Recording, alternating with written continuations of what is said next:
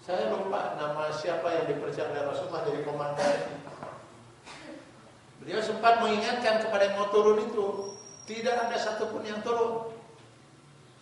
Rasul menyatakan kita tidak boleh meninggalkan posisi sebelum ada instruksi dari Rasulullah. Tidak didengar. Sehingga ini si komandan dengan 9 orang yang masih bertahan, selebihnya turun memperebutkan itu tadi. Khalid bin Walid yang waktu itu adalah panglima musyrikin belum masuk Islam. Yang kelak nanti setelah jadi panglima Islam, dia ingin menebus semua dosa itu. Begitu dia melihat ke belakang, sebagian umat Islam sedang sibuk memperebutkan harta yang mereka tinggalkan, maka dia instruksikan pasukan orang-orang musyrikin untuk balik lagi. Balik lagi mereka menyerang, jadi kacau. Habis itu 9 pemanahnya cukup semua, termasuk yang di sini. Maka Rasul pun dianggap waktu itu sudah wafat. Karena ada seorang yang wajahnya mirip Rasul memang meninggal, seorang sahabat. Saya sering nama lupa. Itu para sahabat sudah banyak yang memeluk Rasul. Saat itu sudah habis, sudah kucat-kacir. Jadi banyak orang bukan lagi membela Rasul, udah percuma. Dengan membela begini sudah nggak akan mungkin. Yang ada adalah mereka peluk saja Rasulullah, membiarkan punggung mereka tuh dilembing, sampai akhirnya wafat dan lepas dari situ ganti oleh yang satu lagi. Seperti itu aja bergantian gugurnya para sahabat itu. Rasul pun dilindungi, Pak. Boro-boro melindungi orang lain, melindungi diri sendiri pun nggak bisa. Itu yang Allah ajarkan pada Rasul itu. Qul la amliku li nafsi darran wala naf'a illa ma Allah. Katakan Muhammad, saya tidak memiliki kemampuan untuk mencelakakan atau memberi mudarat pada orang lain. Rasul manusia biasa. Apa Rasul bisa menyelamatkan kita? Boro-boro menyelamatkan kita. Menyelamatkan dirinya juga nggak bisa, Pak. Maka gigi beliau satu rontok di perang Uhud itu karena kena batu lemparan orang musyrikin. Panah nembus gitu ke pelipis beliau. Sehingga ada seorang sahabat yang berusaha mengeluarkan panah itu dari kancing helm Rasulullah yang nembus karena panah itu. Dengan giginya, copotlah giginya satu. Beliau sendiri terpelanting gitu. Keluarkan lagi kancing yang satu lagi, copot lagi satu giginya itu. Sehingga omponglah 2 gigi depannya. Sahabat inilah yang kemudian dijuluki Rasul si ompong ahli surga. Karena mengeluarkan kena panah Rasulullah. Kenapa Allah tidak lindungi? Sagoreng-goreng orang musyrikin kan masih tetap bagus orang mukmin. Katakanlah ada sebagian orang mukmin khianat, sekhianat-khianatnya orang mukmin, sagoreng patutnya orang muslim itu lebih naonnya. Saya punya keyakinan ini nggak boleh diganggu keyakinan saya oleh siapapun, Pak. Kalau ada seorang muslim anu goreng patut akhlakna, itu jauh lebih mulia daripada orang kafir anu pangsolehna. Orang kafir pangsolehna itu kemana? Ya soleh keyakinan mana gitu. Ayah orang kafir anu pangsoleh-solehna itu nggak akan pernah lebih bagus daripada orang muslim anu pang goreng patutna. Kenapa? Ya kekufuran itu sudah fatal. Lalu kenapa Allah tidak tolong orang-orang mukmin itu? Nah, kalau Allah kemudian masih juga menolong orang mukmin, padahal orang mukmin itu sudah tidak mengikuti instruksi Rasul, sudah tidak di jalan yang benar yang diridhoi Allah. Besok lusa orang mukmin tidak ada lagi yang taat mungkin. Toh kalau kita tidak taat juga Allah akan menolong kita. Silakan. Di zaman Rasul saja Allah buktikan. Allah tidak akan membela orang mukmin kalau dia sudah salah. Kenapa orang kafir malah jadi menang? Kalau sudah orang kafir juga tidak akan dibela oleh Allah. Sekarang dua-duanya sama-sama tidak bela, malah mau kuat mana? Ada pilihan kalau kita ingin dibela Allah, itu harus berada di jalan Allah, Pak. Jangan berharap Allah akan membela kita kalau kita tidak di jalan Allah. Ya tapi kan kita bagaimanapun lebih baik dari orang kafir. Ya, kalau mengges orang kafir sudah pasti tidak akan dibela oleh Allah. Kita juga kalau salah tidak akan dibela oleh Allah. Lalu yang menang mana? Nah, tinggal diaradoin kuat mana?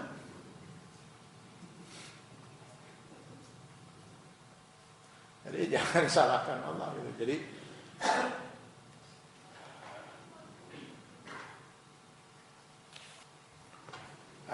dari dalam hadis yang lain dari Ibnu Abbas radhiyallahu an, Rasulullah SAW bersabda, yadkhulu min ummati sab'una alfan min ghairi hisab. Akan masuk dari umatku 70.000 umat yang akan masuk surga tanpa hisab.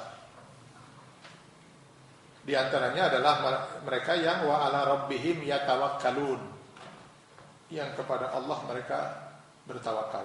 Hadis riwayat Bukhari. Masih hadis riwayat Bukhari dari Ibnu Abbas radhiyallahu anhuma, beliau berkata, hasbunallah wa ni'mal wakil.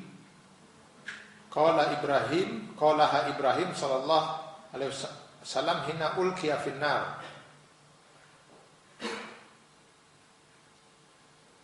Hasbunallah wa ni'mal wakil. Biarlah Allah yang memperhitungkan, artinya kita menyerahkan diri pada Allah dan kepadanya kita bertawakal. Ucapan ini diucapkan oleh Nabi Ibrahim alaihissalam ketika dia akan dicampakkan ke dalam api. Sebelum dicampakkan itu ucapan Nabi Ibrahim, hasbunallah wa ni'mal wakil. Berserah pada Allah dan bertawakal. Kalimat yang sama juga pernah diucapkan Muhammad sallallahu alaihi wasallam hina qalu, ketika dikatakan kepada Nabi Muhammad, innan nas qad jama'u lakum fakhshawhum fazadahum imana wa qalu hasbunallah wa ni'mal wakil. Ini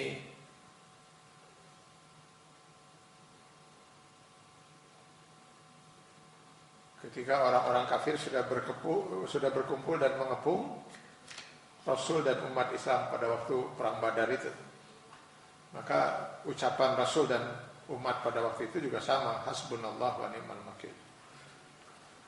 Nah, semua ini seperti yang saya katakan adalah bahwa tawakal yang dimaksud adalah tawakalnya hati kita kepada Allah, menyerah pada Allah setelah anggota tubuh kita dengan segala potensi yang Allah berikan itu berusaha semaksimal mungkin. Barulah kita berserah diri kepada Allah. Nah, yang kita serahkan apa? Ya usaha itu. Jadi yang mau menghadapi ujian sok dialajar heula karek tawakal. Lain diajar henteu terus tawakal gitu. Nah, ini kita sering tawakal ini dipakai alasan kedul untuk malas. Seorang istri kesel lihat suaminya tuh nggak kerja-kerja, nggak ada usaha gitu. Sepanjang hari bacaan koran, iklan, wikabeak dibacaan gitu. Lalu kata istrinya, cika tukang usaha. Kalau akang tidak usaha mah dari mana kita mau dapat rezeki? Lalu si suami menjawab, Bu, rezeki, jodoh, ajal, itu semua sudah ditetapkan oleh Allah. Kalau seandainya Allah menakdirkan kita hari ini tidak dapat rezeki, saya mau pergi kemanapun tidak akan dapat. Tapi kalau seandainya Allah takdirkan kita hari ini dapat rezeki, tunggu sebentar, datang, Krim, assalamualaikum. Ini betul rumahnya Pak Anu, betul kiriman. Oh, takdir tetap. Makanya sing tawakal ya bola, cakorandi. 15 menit kemudian istrinya datang bawa kopi panas dengan sepiring super mie, yang roti. Kang, ini ada roti super mie masih kena panas dan kopi juga masih panas. Silakan dinikmati, Kang. Sing percaya karena takdir, Kang, sing tawakal ke Allah. Kalau dia konsekuen dengan prinsip takdir dan tawakal yang salah seperti tadi itu, harusnya dia mengatakan, Bu, Andai kata kopi, supermi, dan roti ini Allah takdirkan hari ini menjadi rezeki saya, nanti mereka akan masuk sendiri ke dalam mulut saya. Tawakal ya, pula tawakal. Terus saya dipelong si supermi. Ternyata dia sudah tidak konsekuen, tangannya sudah datang ke piring, nyopot roti, masukkan, calangap, terus dikunyahkan itu, ambil air. Nah, tawakal itu tidak bisa dengan berserah tanpa usaha. Usaha. Bahwa nanti setelah diusahakan yang kopi terus kedorong orang lain sampai tumpah, ya itu berarti takdirnya memang tidak tadi diminum, tapi harus diusahakan. Ulah kan dipelong.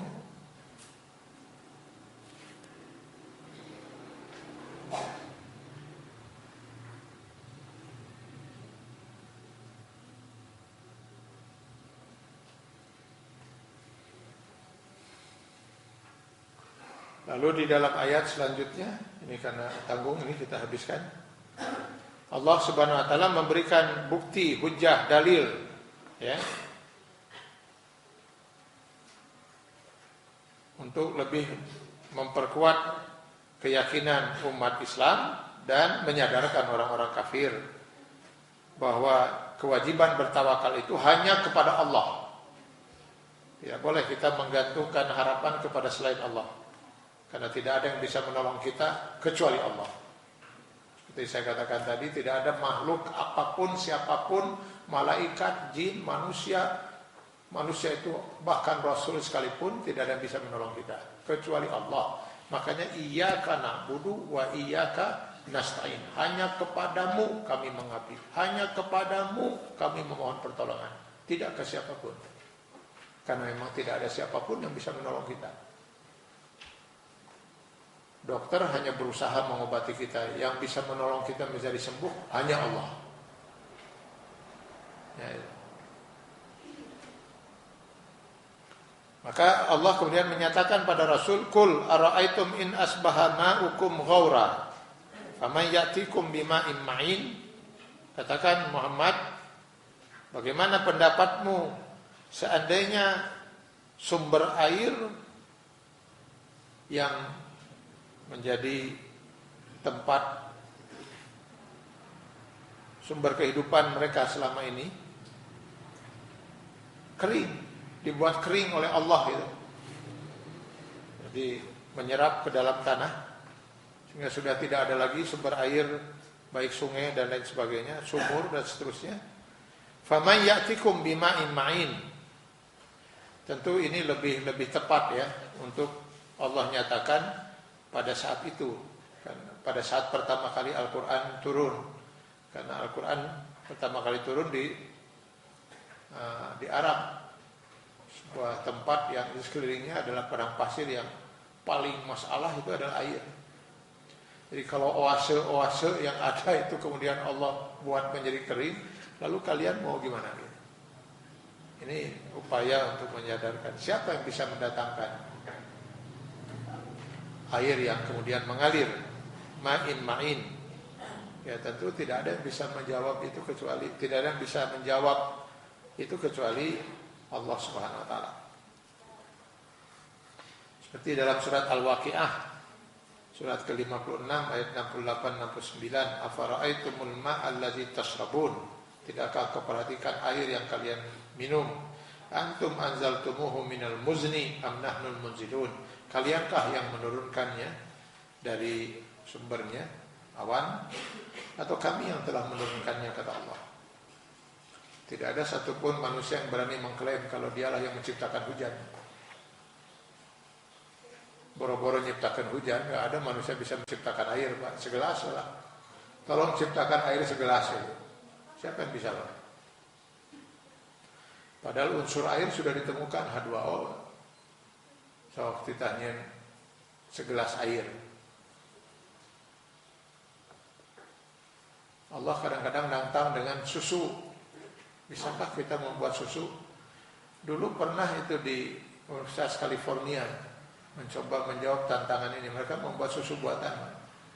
Sebenarnya bukan membuat, mereka hanya kan kita nggak pernah menciptakan apa-apa, Pak. mengolah bahan-bahan yang sudah Allah ciptakan. Jadi mereka buat untuk seperti susu gitu dari bahan-bahan ini. Dan seperti biasa setelah mereka berhasil membuat itu, yang pertama kali dicoba beri tikus. Jadi ada 7 ekor tikus, ada 14 ekor tikus gitu. 7 ekor dikasih susu yang asli, susu sapi misalnya atau susu.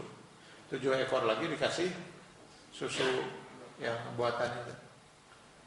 Seminggu yang ini tambah gemuk, ini tambah kurus. Minggu kedua ini tambah gemuk lagi, ya parae kabeh. Itu pun sebenarnya manusia nggak membuat susu. Jadi apa sih yang dibuat oleh manusia? Hanya mencoba kursi, ya itu dari kursi dari bahan. Kalau dari kayu, dari pohon yang Allah ciptakan. Ya. Kita hanya mengolah ini saja, bukan menciptakan. Kita nggak pernah menciptakan apa-apa loh. Menciptakan air, kita nggak pernah bisa kita. Jadi semua ini harusnya membuat orang-orang kafir itu sadar dan mau beriman.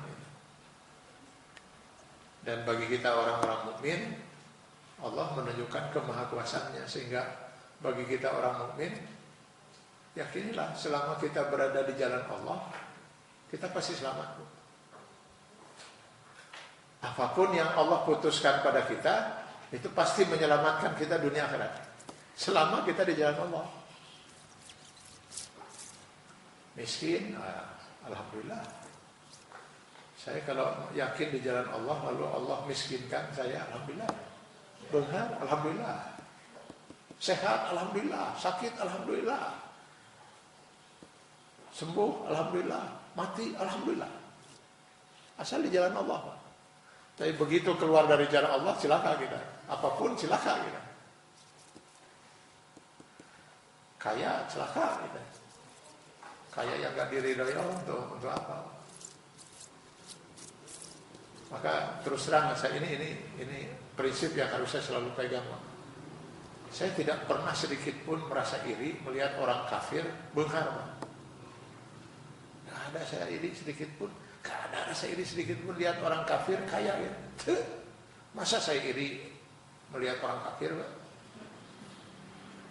Malah yang saya bayangkan, ya jelma calon neraka. Masa saya iri? Aduh saya tahu calon neraka iri.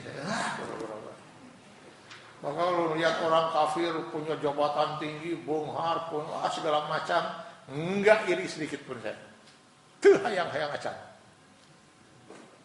Tapi kalau saya melihat bapak-bapak, ibu-ibu yang saroleh gini terus balenghar, wah saya iri Pak. Saya ingin itu kalau hari benghar, hari soleh bari benghar. Tapi hari benghar itu soleh, hayang. Daripada saya benghar itu soleh, mendingan benghar tapi soleh. Sama gitu.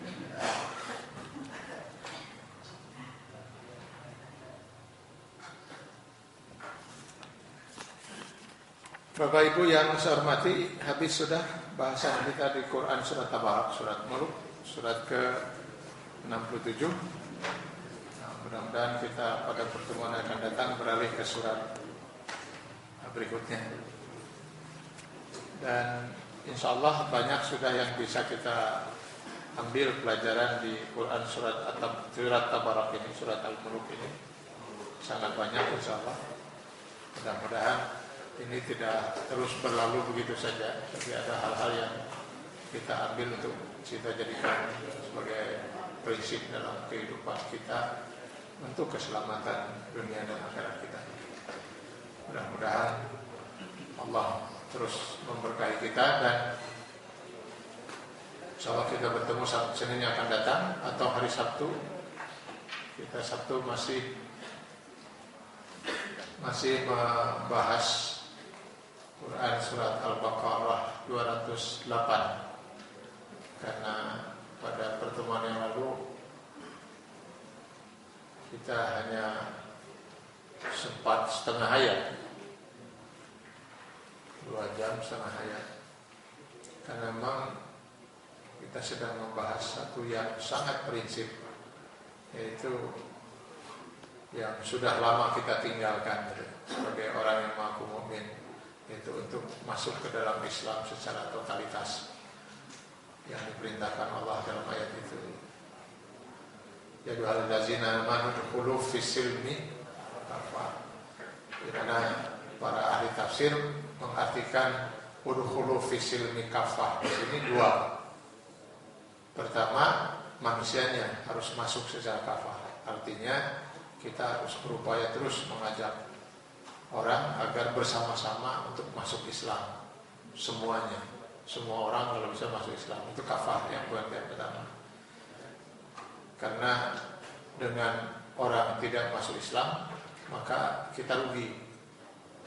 Kita rugi karena dengan dia tidak Islam, pasti dia siap melakukan apa saja yang juga bisa merugikan kita.